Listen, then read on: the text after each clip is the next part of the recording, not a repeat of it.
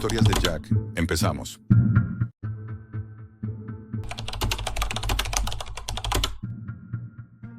Nunca pensé que la sangre con la que salvaba vidas venía de tanto sufrimiento. Soy veterinario desde hace más de 20 años. Tengo una pequeña clínica en las afueras de Eugene, Oregón. Es un sitio tranquilo, con olor a desinfectante y café frío, donde cada día intento reparar lo que otros rompen. Animales atropellados, perros desnutridos, gatos que llegan medio muertos en cajas de cartón. Siempre he creído que, aunque el mundo esté lleno de crueldad, alguien tiene que estar al otro lado para compensarlo. Pero ahora, cuando pienso en todo lo que he hecho, ya no estoy tan seguro. Todo empezó con algo que, en ese momento, no me pareció importante. Un correo electrónico, con un asunto anodino. Nuevo proveedor de suministros veterinarios, descuentos por tiempo limitado. Era un mensaje simple, sin logos, sin firma, pero con una promesa que me llamó la atención. Vendían bolsas de sangre animal a un precio que, sinceramente, parecía un error. 1 litro de sangre canina por menos de lo que me costaba una simple dosis de anestesia. Yo utilizo sangre constantemente. Transfusiones para operaciones, tratamientos de emergencia, procedimientos en los que cada minuto cuenta. Conseguirla suele ser difícil, especialmente en zonas rurales. Los bancos oficiales están saturados, los permisos tardan semanas, y muchas veces me veo obligado a rechazar casos por falta de material. Así que abrí el enlace. No tenía nada que perder, o eso creí. La web era extraña, fondo negro, texto blanco, una interfaz anticuada, sin dirección ni número de contacto. Pedía crear una cuenta y añadir un código de acceso, y en la esquina inferior una advertencia. Optimizado para Red Tor. No entendí bien a qué se refería. Lo busqué. Era la puerta de entrada a la Deep Web. Dudé unos segundos, pero la curiosidad y la necesidad pudieron más. Seguí las instrucciones, instalé el navegador y volví a entrar. La página cargó lentamente, revelando un catálogo de productos, secciones clasificadas por especies: canina, felina, equina, exótica. Cada entrada mostraba un número de lote, el tipo de sangre y una breve descripción. Los precios eran irrisorios. Algunos incluían comentarios de compradores satisfechos. Todo parecía demasiado organizado, casi profesional. Hice un pedido pequeño de prueba. 3 bolsas de sangre canina o más. Pagos anónimos, envío discreto, entrega en 3 días. Y cumplieron. Recibí una caja de poliestireno sellada, sin logos, sin remitente. Dentro había bolsas rojas, frías, perfectamente conservadas. Solo un código QR en la etiqueta.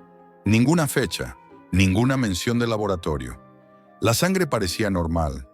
Un color vivo, sin sedimento. Decidí probarla. Esa misma tarde, un labrador anciano llegó con una hemorragia interna. Le hice una transfusión con una de las bolsas. Funcionó. El perro sobrevivió. Su dueño me abrazó y yo por un momento me sentí orgulloso. No había nada que me hiciera sospechar. Todo parecía correcto. Pero a los pocos días algo cambió. El mismo perro volvió. No comía, no dormía, se mostraba agresivo, me gruñía, me miraba con una expresión que nunca había visto en un animal. Una mezcla entre miedo y odio. Intenté examinarlo y me mordió.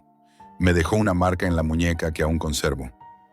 Pensé que sería casualidad, pero los casos se repitieron. Gatos que se arañaban a sí mismos, perros que no reconocían a sus dueños. Una y otra vez, los mismos síntomas después de usar esas bolsas. Así que decidí analizar una muestra.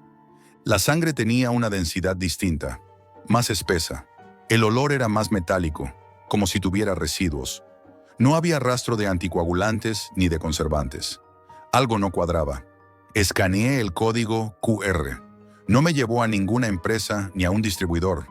Solo aparecía una cadena de letras y números que terminaba en una dirección .onion. La Deep Web, otra vez. Esta vez no me limité a mirar. Entré directamente. Y lo que vi fue algo que no olvidaré jamás. El sitio se llamaba Pet Blood Market, un mercado clandestino. Tenía un diseño rudimentario, con categorías, precios, valoraciones. y un foro donde los usuarios compartían experiencias. Pero la forma en la que se hablaba de los animales era espeluznante. No eran seres vivos, eran fuentes. Así los llamaban. Fuentes de materia biológica. Había imágenes, grabaciones, archivos de vídeo mostrando los procesos de extracción. Ni laboratorios ni profesionales. Eran graneros improvisados, cobertizos sucios, sótanos húmedos, animales atados, colgados, desangrados sin anestesia. Algunos intentaban moverse, otros solo temblaban. Los operadores reían, hablaban de litros, de rendimiento, de pureza de la sangre. Sentí náusea, cerré el portátil y estuve a punto de vomitar. Pero luego lo volví a abrir. No podía apartar la mirada. En una esquina del sitio había un panel donde se podía rastrear el origen de cada lote mediante su número de serie. Copié uno de mis códigos y lo pegué allí. Apareció una respuesta en el foro, casi inmediata, de un usuario con el avatar de un zorro. Zona N47, propiedad de The Barn. El mensaje incluía una imagen borrosa. Un granero metálico en medio de un bosque, con una luz amarilla encendida en el interior, y debajo unas coordenadas. Cuando las introduje en el mapa, me quedé helado. Estaban a menos de 2 horas de mi clínica, en una zona rural de Oregón, cerca del límite con el condado de Douglas. Durante toda la tarde estuve intentando convencerme de que no podía ser real, que sería una trampa, un montaje, algo inventado. Pero la curiosidad me ganó. A medianoche preparé una linterna, una cámara y conduje hasta allí. El camino era largo, estrecho, cubierto de niebla. Los árboles parecían moverse con el viento, cerrándose sobre el coche. En un punto, la carretera desapareció y tuve que seguir por un sendero de tierra. Me guiaba solo por el GPS y por la inquietud en el estómago. Cuando finalmente llegué, el granero estaba frente a mí. Era idéntico al de la foto. Una estructura vieja, oxidada, con las puertas entreabiertas y un olor tan fuerte a sangre que tuve que cubrirme la nariz con la manga. No había ruidos, solo el zumbido de un generador. Empujé la puerta. El chirrido resonó en la oscuridad. Dentro las linternas iluminaban un escenario de pesadilla. Jaulas apiladas, cubetas llenas de restos, tubos colgando, y en el suelo, manchas secas que formaban charcos oscuros. Bolsas de sangre con el mismo código que yo había recibido. En el fondo, una mesa metálica, con una cámara colocada sobre un trípode. La pantalla mostraba un chat en directo. Decenas de mensajes se actualizaban sin parar. Gente escribiendo en distintos idiomas, pidiendo demostraciones, preguntando si había material fresco. Era una transmisión en tiempo real, para compradores, para voyeurs. Y entonces lo oí. Un sonido débil, casi un suspiro, un quejido. Me giré y lo vi. Un perro, un pastor mestizo, cubierto de heridas, con tubos clavados en el cuello. Aún respiraba. Estaba vivo. Me acerqué lentamente y empecé a soltar las correas que lo sujetaban. Pero antes de terminar escuché motores, camionetas, luces, voces. Alguien gritó fuera. Otro respondió desde el interior del granero. Me escondí tras unas jaulas justo cuando 3 hombres entraron. Uno llevaba una linterna industrial, otro una escopeta. El tercero, una máscara quirúrgica manchada de sangre seca. El del arma habló. ¿Quién ha tocado el generador? Silencio. Mis manos temblaban. El perro gimió otra vez, débil. La luz de la linterna barrió el suelo hasta detenerse justo delante de mí. Ahí, dijo uno de ellos. Y en ese instante supe que ya era demasiado tarde para escapar. El primero en hablar fue el hombre del arma. Me apuntó directamente al pecho y durante unos segundos nadie dijo nada. Solo se oía el zumbido del generador y la respiración del perro. Débil, cortada. La linterna me cegaba, así que levanté las manos. Intenté decir algo, pero mi voz no salió. Uno de ellos dio un paso hacia mí. Llevaba una chaqueta de cuero y botas cubiertas de barro seco. Dijo con voz ronca. Tranquilo, Doc. No queremos matarte. Si no hace falta. Su tono era casi amistoso, pero sus ojos no. El de la máscara quirúrgica se acercó más. Llevaba guantes empapados en sangre y en la frente tenía una línea de sudor. Me observó unos segundos y luego me reconoció. «¿Tú?», dijo. «Tú eres el que compró el lote 3A12, ¿verdad?». Yo no respondí. «Sí», continuó. «Nos suena tu nombre. Jack Turner, veterinario en Eugene. Eres buen cliente». Sonrió detrás de la máscara. «Deberías haberte quedado en tu consulta». El del arma me golpeó con la culata en el costado. Caí al suelo y sentí cómo el aire se me escapaba. Me arrastraron hasta una columna de metal y me ataron con una cuerda gruesa. Intenté razonar, explicar que no tenía idea de lo que estaba comprando, que pensaba que era un proveedor legal, pero se rieron. «¿Legal?», dice. El de la máscara se inclinó frente a mí. «¿Tú crees que una bolsa de sangre por $20 viene de un laboratorio? Vamos, Jack, no eres tan ingenuo». Uno de ellos empezó a revisar la cámara que seguía grabando. Otro llenaba bolsas con tubos conectados a un tanque que goteaba lentamente. El aire era insoportable, una mezcla de óxido, humedad y carne. En la mesa había etiquetas, jeringas, cuchillas y cubetas medio llenas.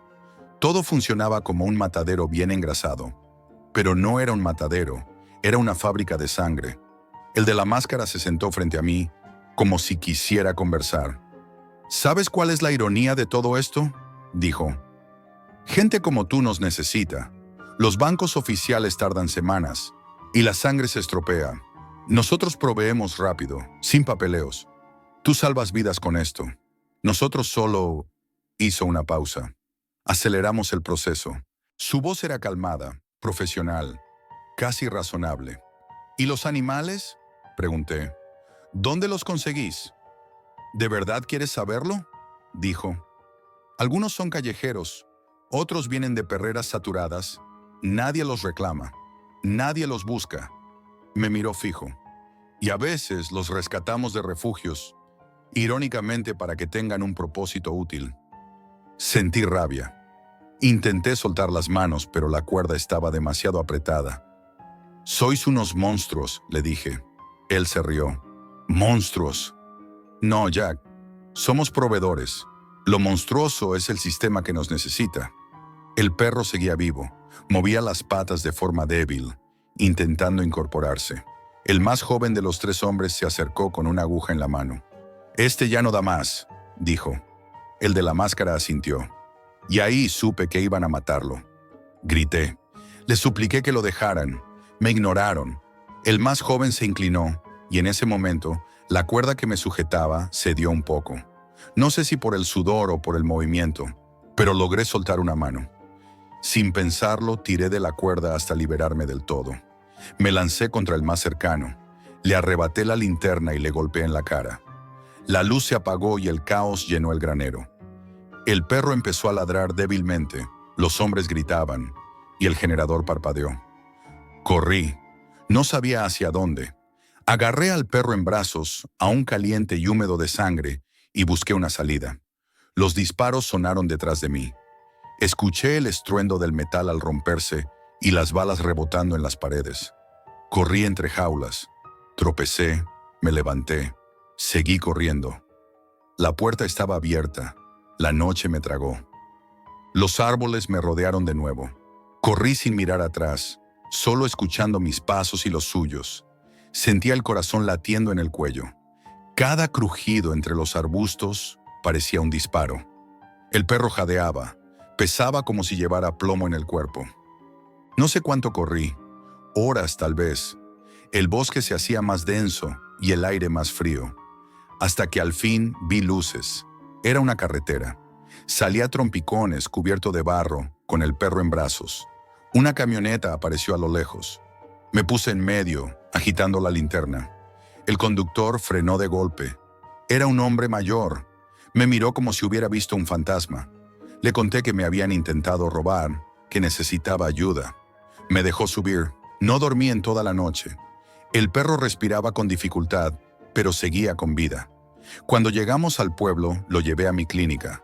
Lo limpié, le cerré las heridas, le di suero. Le puse un nombre. Lucky. No por suerte, sino por sarcasmo. Durante días esperé que vinieran a buscarme, que alguien apareciera, que la policía me contactara. Nadie lo hizo. Volví al lugar una semana después. No quedaba nada. El granero había sido demolido. Ni rastro de los hombres, ni jaulas, ni generador. Solo tierra removida y el olor tenue del hierro que se niega a desaparecer. Intenté denunciarlo, pero cuando lo conté, sonó absurdo. No tenía pruebas, no tenía nombres, no tenía vídeos. Solo un perro mutilado y un relato que parecía demente. Nadie me creyó. Un oficial incluso me sugirió descansar unos días por el trauma. Pasaron los meses. El sitio Pet Blood Market desapareció de la red Tor. Los foros se cerraron, pero poco después empezaron a surgir otros, con distintos nombres, distintas interfaces, pero la misma oferta. Y las bolsas seguían llegando a las clínicas del país. Muchos veterinarios las usan. Nadie pregunta. Nadie quiere saber. Yo dejé de comprar. Sin embargo, aún las veo, en conferencias, en catálogos, en anuncios. Mismo formato, mismo código. Algunas llevan el sello de compañías que ni siquiera existen en los registros federales. Nadie investiga, porque la sangre salva vidas, y eso basta para justificarlo todo. A veces sueño con aquel granero, con los perros colgados, con las bolsas llenas de calor, con las risas de esos hombres. Me despierto empapado en sudor y con un zumbido en los oídos, como el generador aquella noche. Lucky duerme a mi lado. Se recuperó, pero aún tiene pesadillas. Cuando las tiene, tiembla y gime, como si recordara cada aguja. Hace 3 días recibí un correo, sin remitente, sin asunto, solo una frase en mayúsculas. Gracias por tu contribución, doctor. El próximo lote está listo. No había enlaces, solo una foto adjunta. La abrí. Era Lucky, atado de nuevo, en el mismo granero, con la misma mirada resignada. Revisé la fecha de la imagen. Hacía menos de 24 horas. Desde entonces no duermo. Cada ruido fuera de la ventana me hace pensar que han vuelto. He desconectado la cámara de la clínica.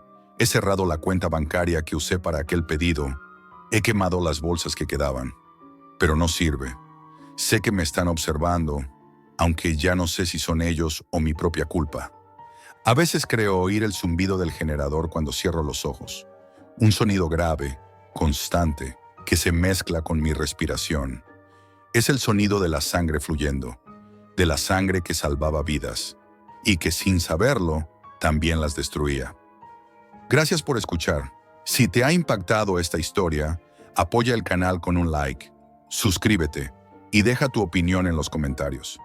Quiero saber si crees que Jack debería haber contado la verdad o si era mejor callar.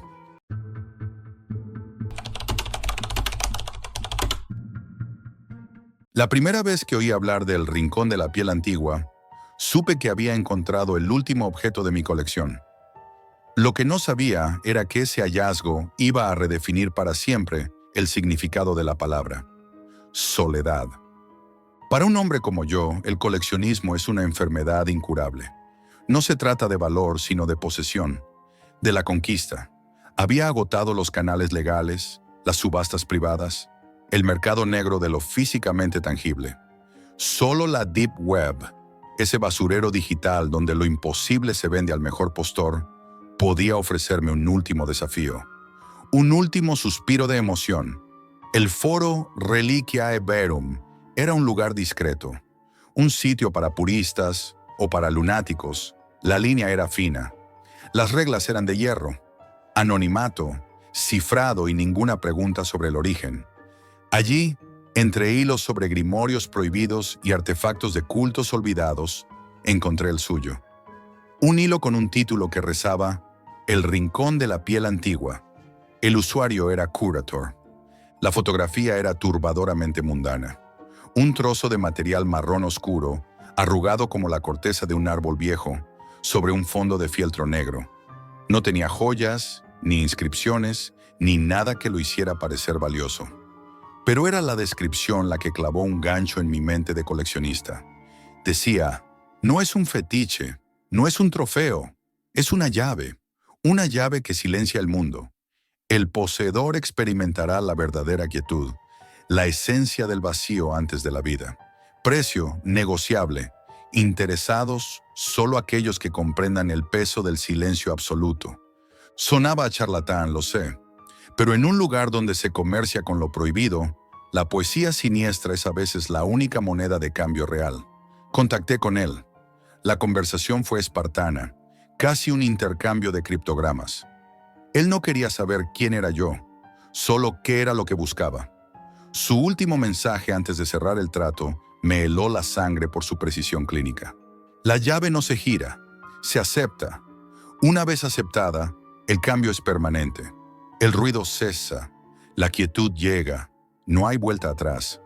Transferí el Bitcoin, una fortuna por un pedazo de cuero seco. Cuando el paquete llegó, era tan anodino como la fotografía. Una caja de cartón reforzada, sin remitente, y en su interior el fragmento de piel envuelto en papel de estraza. Al tocarlo, sentí una decepción profunda. Era frío, áspero, muerto. Lo coloqué con desdén sobre la mesa de mi estudio, una sala blindada y acústicamente aislada, que es el santuario de mis tesoros, y me dediqué a olvidar el asunto con un costoso coñac. La primera anomalía ocurrió 2 noches después.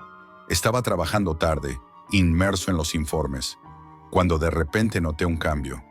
Era el zumbido de fondo, el ronroneo electrónico de mi portátil, de los focos LED. Había desaparecido. No era que se hubiera ido la luz, era que el sonido había sido extirpado. Me quedé inmóvil, escuchando. Nada. Un vacío perfecto que duró unos 10 segundos antes de que el mundo sonoro volviera, de golpe, como si alguien hubiera subido el volumen de la realidad. Me levanté, desorientado, mirando a mi alrededor. Todo parecía normal. Al día siguiente probé un experimento. Me senté frente a la piel, me concentré en el tic-tac del reloj de pared y dejé de oírlo. El péndulo seguía su balanceo, hipnótico y mudo. No era magia, era algo más perturbador. Era una anomalía física, una violación local de las leyes naturales. La piel no era un objeto, era un dispositivo, y funcionaba. La emoción que sentí entonces no tenía nombre. Era una mezcla de triunfo y de vértigo existencial. Había encontrado algo único. Pasé los días siguientes probando sus límites. El crujido del suelo bajo mis pies, el tintineo de los cubitos en el vaso, el leve chirrido de una puerta al abrirla. Todo podía ser silenciado con solo concentrar mi intención mientras la miraba. Era un poder divino y aterrador. Pero entonces, la piel empezó a tomar la iniciativa. Una tarde, sin que yo lo pidiera, el sonido del agua cayendo del grifo al fregadero se apagó. Veía el chorro, pero era como ver una película muda. La piel estaba aprendiendo, adaptándose. Ya no era solo un interruptor que yo pulsaba. Estaba desarrollando preferencias. Y la noche en que me desperté y no pude oír el sonido de mi propia respiración, el pánico, por primera vez, se apoderó de mí. No era claustrofobia. Era el terror a que la realidad a mi alrededor se estuviera desconectando. Y yo, en mi arrogancia, había sido el responsable de accionar el interruptor. Había cruzado un umbral. Ya no era el coleccionista en control de su adquisición más preciada. Me había convertido en el cuidador de una cosa que, lentamente, empezaba a cuidar de mí. O más bien, a remodelar mi mundo a su imagen y semejanza, la de un silencio perfecto y aterrador. Los días siguientes a que me robará el sonido de mi propia respiración fueron una espiral descendente. La piel ya no esperaba mis órdenes. Actuaba por su cuenta, como un sistema inmunológico, atacando los sonidos que consideraba una infección. Una mañana, mientras desayunaba, el crujido de la tostada desapareció de mis oídos justo cuando la mordía. Sentí la textura, el calor, el sabor, pero fue un acto mudo, surrealista, como masticar algodón en un sueño. Empecé a notar patrones. No era aleatorio. Primero fueron los sonidos electrónicos, luego los mecánicos y finalmente los orgánicos, los sonidos que me conectaban a la vida. el susurro de la ropa al moverme, el leve chasquido de mis articulaciones. Cada pequeña pérdida era un hilo más que se cortaba, aislando mi mente en una burbuja de aislamiento, cada vez más pequeña y sofocante. Intenté deshacerme de ella. Una tarde, con el corazón golpeándome el pecho en un silencio aterrador, la cogí con intención de encerrarla en la caja fuerte más gruesa que tenía. En el instante en que mis dedos se cerraron alrededor de su superficie áspera y fría, todos los sonidos restantes del mundo exterior se apagaron de golpe. No fue un apagón gradual, fue un corte seco, como si hubieran desconectado el universo. Me quedé paralizado, sosteniendo ese fragmento de piel, en medio de una nada auditiva tan absoluta que sentí que el vacío me tiraba de la piel. Fue su manera de decirme: «Tú no me encierras a mí, yo te encierro a ti». La solté y el mundo volvió, con un torrente de sonidos que casi me hicieron gritar. Era una advertencia, inequivocable. La noche final llegó sin aviso. Me desperté, no sé a qué hora, porque el tic-tac del reloj de péndulo llevaba días muerto. Pero esta vez era diferente. Esta vez, el silencio tenía una cualidad nueva, pesada. Puse una mano en mi pecho, sentí la vibración del músculo, el golpeteo acelerado contra mis costillas. Pero no oía nada. No oía mi corazón. Mi propio cuerpo me había sido arrebatado. Era un extraño, un fantasma mudo habitando una cáscara de carne. El pánico me llevó al estudio. Tenía que hacer algo, arrojarla por la ventana, quemarla, cualquier cosa. Pero al abrir la puerta, me detuve en seco. La piel no estaba simplemente sobre la mesa. Parecía diferente, más oscura, como si hubiera absorbido la penumbra de la habitación. Y entonces comenzó el zumbido. No provenía del aire, surgía de dentro de mi cráneo, un tono grave y estático que era la antítesis del sonido. Era la voz del vacío, el ruido que hace el silencio cuando es una entidad viva.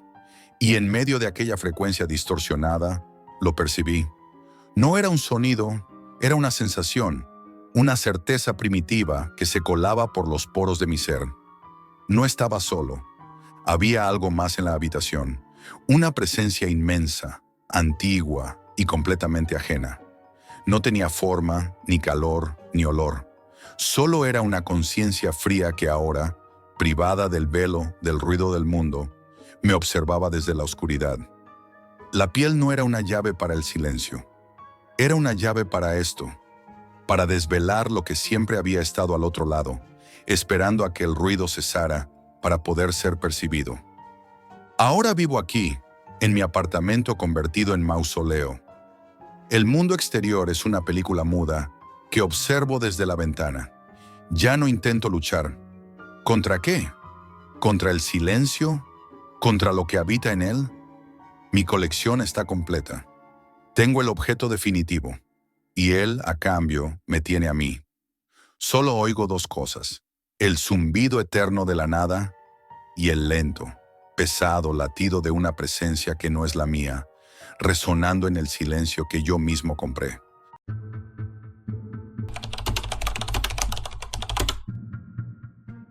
Lo supe en cuanto crucé la frontera. Aquel trabajo iba a acabar mal. Soy conductor de camiones desde hace más de 20 años, y nunca he sido un hombre impresionable. He visto cosas feas en la carretera: transportes ilegales, sobornos, peleas entre bandas, pero nada me preparó para aquella noche en Marruecos. Nunca pensé que un simple encargo, un viaje rápido de ida y vuelta, me perseguiría después como una sombra. Y aún hoy, cuando conduzco solo de madrugada, sigo sintiendo ese mismo nudo en el estómago, como si algo de aquel viaje siguiera conmigo. Todo empezó en un aparcamiento vacío de Algeciras. Un hombre que no dio su nombre me entregó las llaves de un camión blanco, sin logos, sin papeles, sin nada. El remolque estaba sellado con precintos numerados, impecablemente nuevos. Me dio un sobre grueso con la mitad del pago y una hoja con coordenadas escritas a mano. Ni una explicación, ni un contrato. Solo la frase que me dijeron una vez dentro del mundo del transporte clandestino: cuanto menos sepas, mejor. El ferry hacia Tánger fue silencioso. Apenas 3 coches, un par de camionetas y yo. Me quedé en la cabina, intentando no pensar demasiado. El mar negro y la niebla que venía del sur parecían advertirme de algo, pero ya estaba metido hasta el cuello. Cuando las ruedas tocaron territorio marroquí, la noche parecía aún más oscura. Velas de barco lejos en el puerto, motos cruzando sin luces y un aire denso que olía a gasolina, humedad y polvo. Tomé la carretera interior. Al principio todo era normal. Tráfico ligero, luces amarillas que iluminaban tramos de carretera, algún control policial en la distancia. Pero cuanto más avanzaba, más me adentraba en una zona sin cobertura, sin señalizaciones, sin nada. Parecía que el país se apagaba detrás de mí.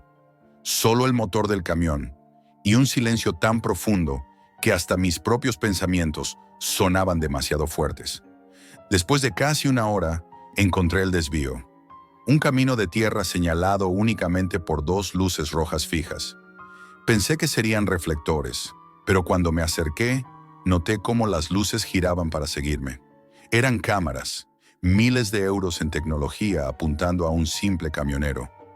El camino descendía hacia un valle oculto entre montañas, y allí, iluminado como si fuera un campo de fútbol, vi la megaplantación, hileras interminables de plantas altísimas, verdes, perfectas, organizadas como si las hubiera diseñado un ingeniero, no un agricultor. No era un cultivo artesanal, era una operación industrial. A su alrededor, drones que volaban en silencio, sensores térmicos, torres metálicas con antenas parabólicas. No había guardias, no había perros, solo máquinas vigilando máquinas. 3 hombres con pasamontañas me esperaban. No me pidieron documentos, no me preguntaron nada, solo dijeron mi nombre como si me conocieran. Jack, baja. Me pidieron el móvil, me registraron, me ordenaron seguirlos hasta un hangar enorme de chapa roja. Descargaron el contenedor sin hablar entre ellos y trajeron otro, más grande, más nuevo. Los precintos brillaban bajo la luz blanca. Pero lo que me puso los pelos de punta fue que, al acercarme, sentí una vibración leve, regular, como si dentro funcionara maquinaria. O algo. Uno de los hombres me miró fijamente. Su tono era calmado, pero su postura rígida decía otra cosa. Lo llevas a España antes del amanecer. No abras, no te detengas, no hables con nadie. Y antes de que pudiera preguntar, un ruido metálico resonó dentro del hangar. Un golpe seco, otro, como si hubiera maquinaria pesada funcionando mal. Los 3 hombres se tensaron a la vez. Uno apagó los focos, otro cerró de golpe la puerta del hangar, y sin mirarme siquiera, dijeron lo mismo. Vete. Obedecí. El camino de vuelta se me hizo interminable. No había tráfico, no había luces, ni siquiera el sonido de animales en los alrededores. Solo la carretera y yo. Intentaba concentrarme, pero no podía dejar de pensar en el contenedor que llevaba detrás. Cada vez que pasaba por un bache, aquel pequeño zumbido interno cambiaba de tono, como si lo que hubiera dentro se reajustara. No parecía carga vegetal, no parecía maquinaria normal, y aunque intenté ignorarlo, empecé a notar un olor extraño filtrándose por la ventilación. Un olor a químico, a algo estéril, artificial. A unos 30 kilómetros de Tánger, el camión falló. Las luces parpadearon, la radio se apagó y el motor empezó a dar tirones, hasta que murió del todo. Me quedé en medio de la carretera, completamente a oscuras.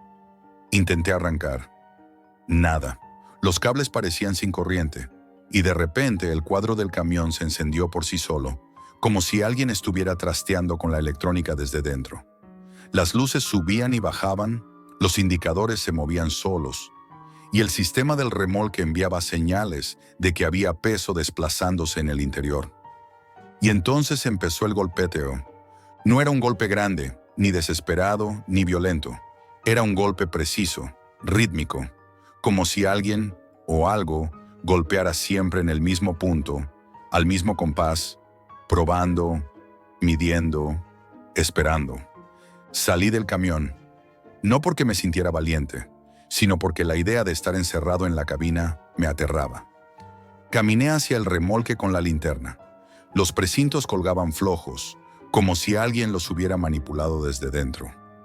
Algo empujó la pared metálica por dentro, una vibración sorda que me recorrió entero. Y entonces lo escuché. No respiración, no voces, no nada sobrenatural. Era un sonido eléctrico, un zumbido modulándose, como si máquinas internas se activaran, se desactivaran, cambiaran de modo. Algo se estaba iniciando dentro del contenedor. Algún tipo de equipo energético, tal vez de refrigeración, o quizá algo más complejo. Algo que no debía estar funcionando mientras yo conducía. En ese momento, un coche apareció a lo lejos. Pensé que sería mi salvación. Pero cuando se acercó, bajó la velocidad al verme y sin detenerse del todo, aceleró de nuevo y desapareció. Ni una mirada, ni una pregunta. Como si supieran perfectamente que era mejor no involucrarse con un camión detenido en esa zona, a esas horas. Cuando volví a la cabina, el motor arrancó como si nada hubiera ocurrido. Las luces funcionaban, la radio también, y el olor químico seguía filtrándose desde el remolque. No pensé, no analicé, simplemente conduje. En el puerto, los hombres que me recibieron lo hicieron con una naturalidad inquietante. No abrieron el contenedor, no lo revisaron, simplemente lo engancharon a otro camión y se lo llevaron, como si no importara lo que hubiera ocurrido en el camino, como si ya lo estuvieran esperando. Me entregaron un sobre con más dinero del acordado, me dieron la espalda y se fueron. Nadie mencionó los golpes, nadie mencionó la avería, nadie preguntó nada. Esa misma noche, cuando ya estaba en casa, recibí un mensaje desde un número oculto. Un archivo de vídeo. En él se veía un laboratorio, plantas procesadas, extractores químicos industriales, ordenadores con direcciones cifradas de la dark web, perfiles de compradores, listas de pedidos. Y, en medio, varios contenedores iguales al que yo había transportado. En uno de ellos, algo se movía. No una criatura, nada sobrenatural. Parecía maquinaria autónoma. Módulos de cultivo avanzados, sistemas cerrados diseñados para alterar genéticamente plantas en tiempo real, potenciarlas, estabilizarlas, convertirlas en productos que jamás podrían circular legalmente. Un sistema entero de producción y procesamiento automatizado. Una línea industrial diseñada no para producir mercancía, sino para evolucionarla, para duplicarla, para replicarla sin supervisión humana. El vídeo terminaba con un mensaje sobre fondo negro. No hables de esto, te volveremos a llamar. Y así ha sido. No han vuelto a contactarme todavía, pero sé que lo harán, porque no era un simple transporte. Era una prueba, una ruta experimental, y necesitan a alguien que ya haya pasado por ella sin perder la cabeza, sin abrir el contenedor, sin hacer preguntas. Ahora cada noche, cuando conduzco solo, creo oír aquel golpeteo metálico, no porque haya nada sobrenatural, sino porque sé perfectamente lo que significa, que los que manejan esas plantaciones están a años luz de lo que cualquiera imagina, que la dark web no vende solo drogas, vende tecnología viva, adaptable, invisible para la ley, que esa noche en Marruecos me dejó marcado para siempre. Y que tarde o temprano volverán a llamarme.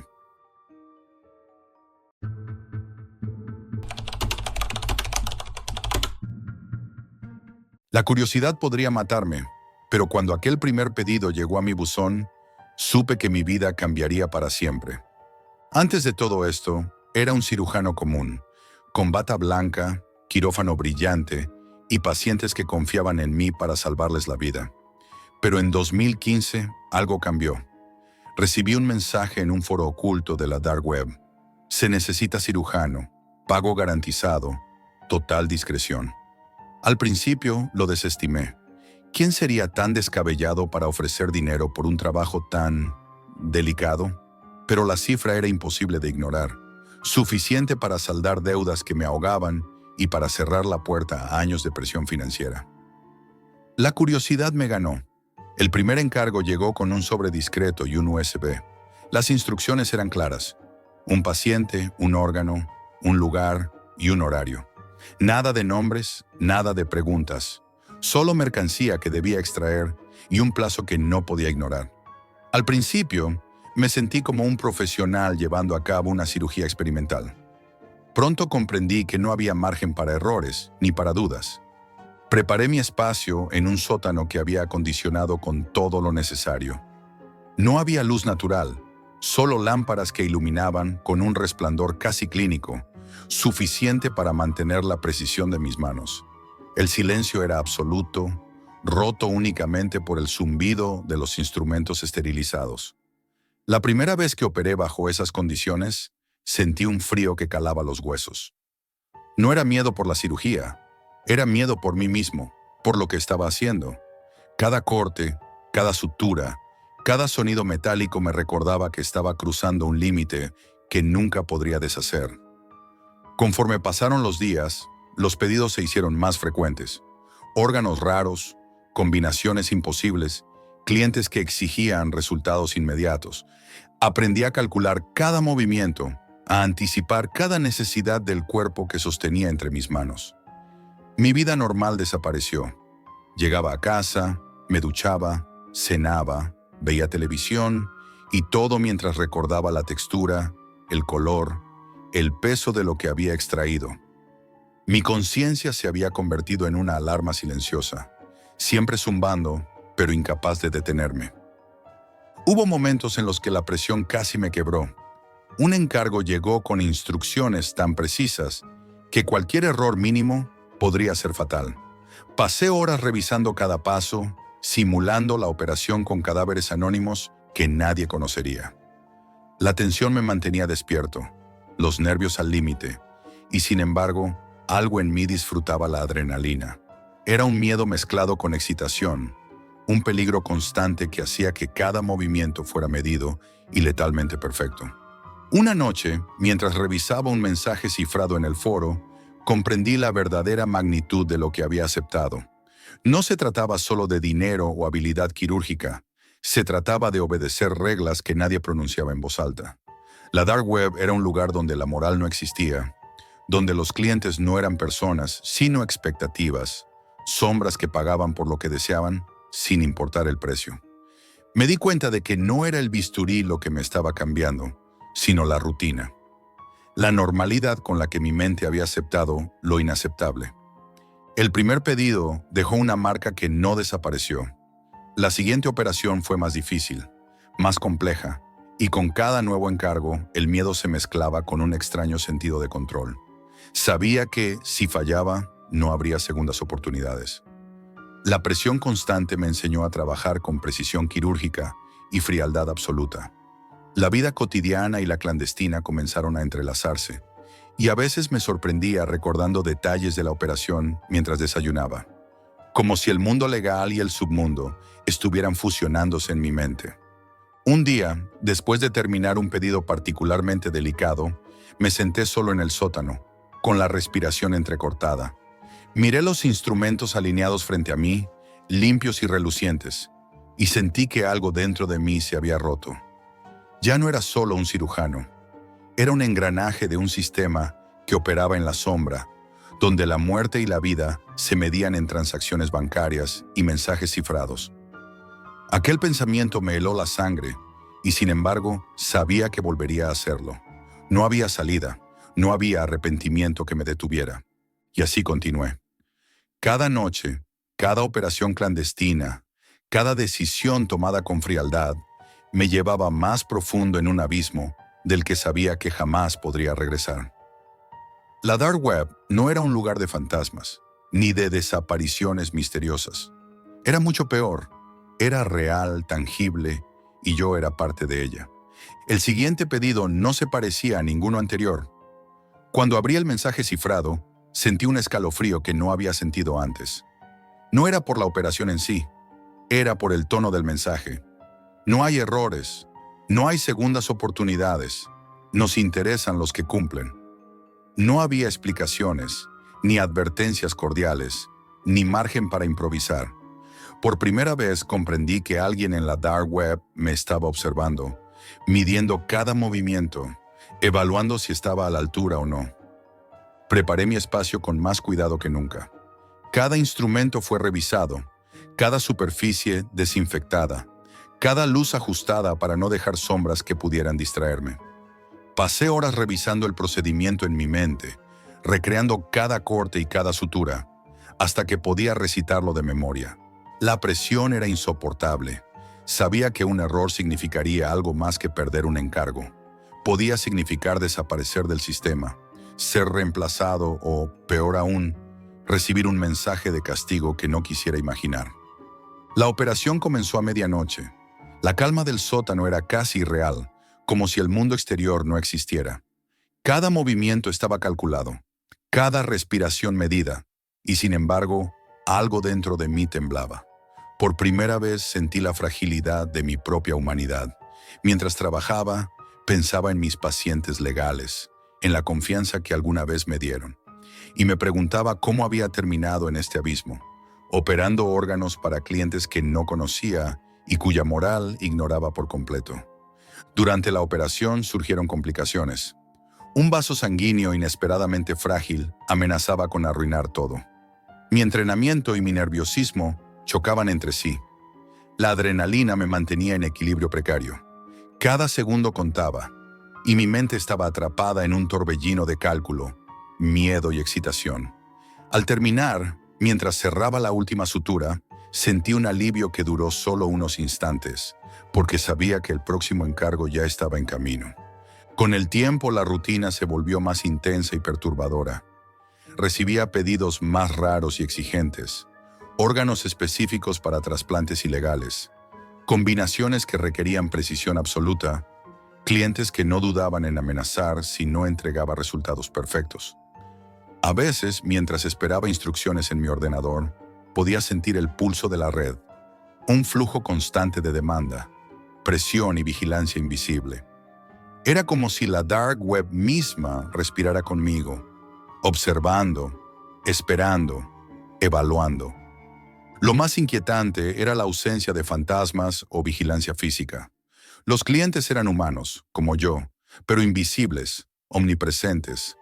Cada mensaje, cada transferencia bancaria, cada gracias, Jack, llevaba un peso que me taladraba la conciencia. La monstruosidad de mi labor se volvía más real porque no había fantasía que la suavizara. Todo era tangible, medible y mortalmente serio. Empecé a notar cambios en mí. La ansiedad se convirtió en una especie de rutina, el miedo en precisión. Ya no temía a la policía ni a ser descubierto. Temía a mí mismo, a mis manos, a mi propia capacidad de seguir adelante sin dudar. Cada encargo que completaba me enseñaba que podía perder la empatía y seguir funcionando, que podía operar como un reloj que no conoce compasión.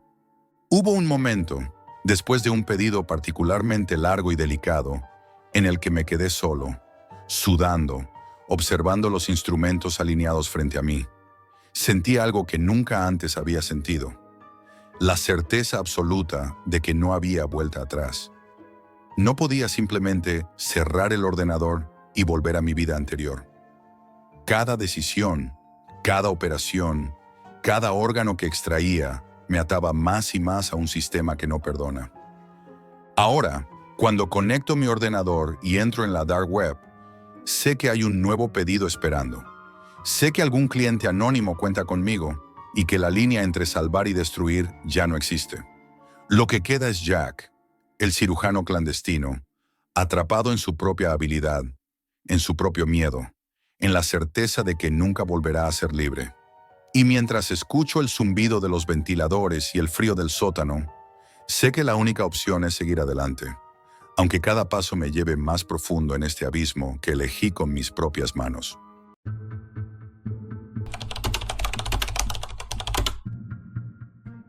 Si supieras lo que yo sé sobre lo que se mueve en la Deep Web, probablemente ya no estarías escuchando esta historia. Durante años serví en el ejército. Lo que pensé que era valor, disciplina y riesgo controlado, se convirtió en algo mucho más oscuro. Ahora, fuera del uniforme, Sigo persiguiendo aquello que me obsesiona. La verdad de lo que venden, compran y desaparece en la red profunda. Todo comenzó un día cualquiera en Bogotá. Caminaba por el centro de la ciudad, con la chaqueta arrugada y el café todavía caliente en la mano, cuando un antiguo contacto del ejército me envió un mensaje cifrado. Si quieres recordar lo que es miedo de verdad, métete en esto. No había enlaces, solo instrucciones para entrar en un subforo de la Deep Web que nadie comenta en la superficie. Nadie real, al menos no oficialmente. No era fácil acceder. La página se cargaba lentamente, entre capas de proxies y VPNs, y cada segundo que pasaba sentía cómo me hundía más en algo que no podría deshacer. Cuando finalmente lo logré, lo primero que me golpeó fue la interfaz. Minimalista, fría, casi quirúrgica. Ningún banner, ningún logo. Solo listas, nombres codificados y enlaces con advertencias que parecían gritar: no entres aquí si valoras tu cordura. Al abrir uno de los enlaces, vi fotos, listas y videos de armas militares que oficialmente no deberían existir, prototipos de fusiles experimentales, granadas que jamás fueron aprobadas, munición programada para destruir objetivos específicos. Y todo a la venta, como si fueran simples productos de catálogo. Lo que más me impactó no fue el precio, era el detalle de los documentos adjuntos. Instrucciones quirúrgicas, manuales de mantenimiento, incluso mapas de pruebas de fuego en zonas rurales de Colombia. Todo meticulosamente documentado. Cada artículo incluía reportes de daños colaterales y, en algunos casos, fotos de cuerpos rotos que hacían que mi entrenamiento militar pareciera un juego de niños. Decidí investigar más. No tardé en descubrir que algunos de los vendedores tenían nombres que reconocía de mis días en el ejército.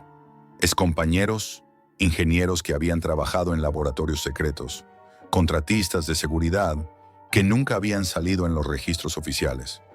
Me sorprendió la normalidad con la que hablaban de todo. Presupuestos, logística, entrega. Como si estuvieran vendiendo electrodomésticos, no armas capaces de arrasar vidas en segundos. En un chat anónimo, alguien me ofreció un paquete de demostración, un arma que podía disparar a través de blindajes ligeros, con un alcance que superaba cualquier fusil convencional. Lo acompañaba un video de prueba. No podía apartar la vista. Cada disparo atravesaba metal y hueso con la misma indiferencia que un bisturí cortando carne. Mi estómago se revolvía, pero no podía dejar de mirar. Al día siguiente decidí seguir el rastro de otro vendedor. Me llevó a un almacén en las afueras de Medellín, escondido entre contenedores oxidados y grúas inactivas. El olor a aceite quemado y metal viejo llenaba el aire. Por una rendija pude ver cajas apiladas, algunas abiertas, y dentro, armas envueltas en plástico industrial, con códigos y fechas. Había algo escalofriante en la precisión de todo. Cada arma inspeccionada, probada, documentada. La sensación de que todo aquello estaba hecho para la guerra y la muerte, y no para exhibición ni coleccionismo, me caló hasta los huesos. Esa noche, de vuelta en mi apartamento, no podía dormir. Mi mente no dejaba de reproducir los videos, las fotos, los mapas. Revisé mis mensajes en la Deep Web y vi que alguien había dejado un archivo nuevo, un recorrido de prueba de fuego en un terreno aislado en la selva colombiana. Lo abrí y por un instante sentí que me faltaba el aire. Los disparos eran precisos, calculados, y la cámara captaba cada detalle del daño. La violencia era clínica, casi artística, y sin embargo, humana. No podía creer que aquello fuera real. Cada vez que pensaba en dar un paso atrás, algo me empujaba a seguir, a entender, a documentar. Había líneas que no deberían cruzarse, y sin embargo, yo estaba cruzándolas todas, una por una. Esa mezcla de miedo y curiosidad se convirtió en una obsesión silenciosa, una que todavía me persigue. A partir de ahí, algo cambió en mí. La curiosidad se convirtió en obsesión. Cada noche en mi apartamento en Medellín, revisaba listas de ventas, estudiaba modelos, comparaba precios con mis viejos contactos del ejército. Incluso llegué a recibir envíos que no pedí, paquetes sellados sin remitente, conteniendo piezas de armas que no deberían existir fuera de laboratorios militares. Abrirlos era un ritual de miedo. Sabía que cualquier error podía matarme, que manipular ese material era jugar con la muerte. Una noche, uno de esos paquetes contenía un prototipo que no había visto nunca. Un fusil compacto con sistemas de control que parecían de ciencia ficción. Lo sostuve con cuidado, palpando cada botón, cada seguro. Era más que un arma. Era una máquina diseñada para matar con precisión quirúrgica. Sentí un escalofrío recorrer mi columna vertebral. No estaba jugando a la guerra. Estaba tocando algo que había sido fabricado para destruir vidas humanas y desaparecer sin dejar rastro. Al día siguiente, decidí probar uno de los fusiles en un terreno deshabitado en las afueras de la ciudad. No fue por necesidad, sino por impulso, por necesidad de comprender lo que estaba manejando. La selva estaba húmeda, silenciosa, y cada paso que daba parecía resonar demasiado fuerte en el aire denso. Al apuntar y disparar, vi cómo la munición atravesaba troncos y chapas de metal con la misma indiferencia con la que yo pasaba la página de un manual. Cada disparo levantaba polvo, astillas y un olor metálico que todavía me quema la memoria. Me di cuenta de que lo que yo llamaba curiosidad era, en realidad, complicidad. Yo estaba participando en algo que podía acabar con vidas reales. Mientras inspeccionaba los impactos, noté que la tierra alrededor estaba marcada con restos de animales que alguien había usado para probar la efectividad de la munición. La sangre seca se mezclaba con el barro. No había distancia moral entre la muerte que veía en esos restos y la que podría causar en personas. La sensación de poder absoluto y al mismo tiempo de vulnerabilidad me volvió casi paranoico. Cualquier error con ese material podía ser el último. Al volver a mi apartamento, con el corazón golpeando como un tambor de guerra, comprendí que no podía dar marcha atrás. La Deep Web no tiene botón de reset. Cada transacción, cada descarga, cada chat dejaba un rastro que nadie ve, hasta que es demasiado tarde. Empecé a recibir mensajes implícitos, advertencias, imágenes de instalaciones, donde se probaban armas, listas de clientes. Ya no podía estar seguro de quién me observaba.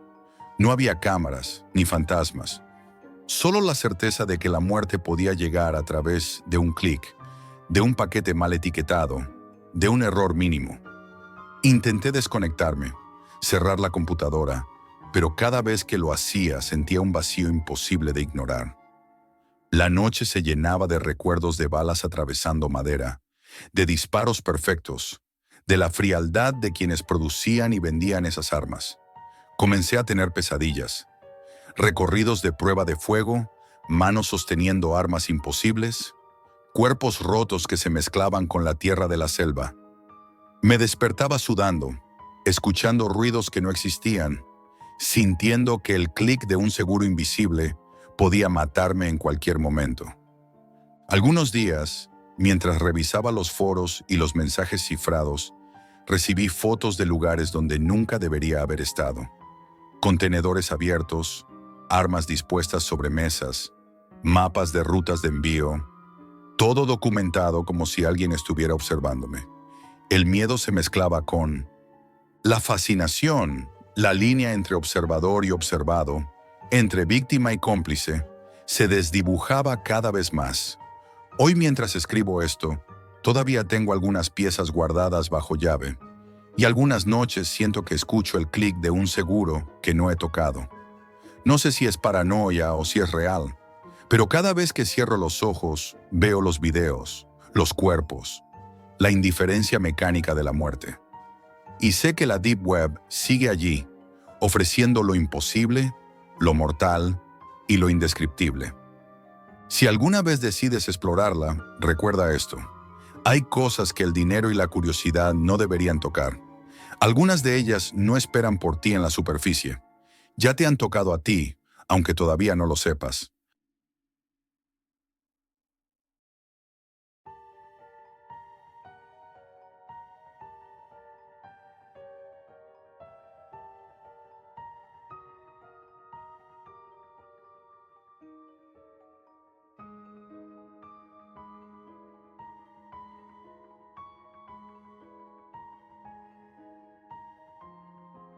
Esto es todo por hoy, amigos, y recuerden, la realidad siempre supera a la ficción.